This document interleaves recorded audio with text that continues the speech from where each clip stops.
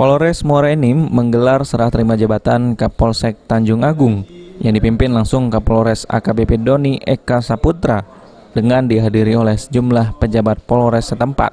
Kapolsek Tanjung Agung AKP Faisal Manalu diganti oleh AKP Chandra Kirana Putra yang sebelumnya menjabat sebagai Kasat Lantas Polres Musi Banyuasin.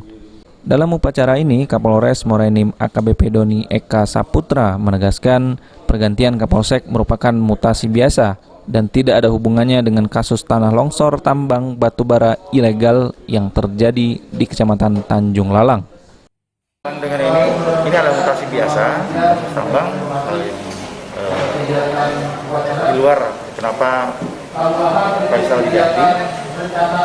Faisal juga mendapatkan promosi ke jabatan Kapol di Polda.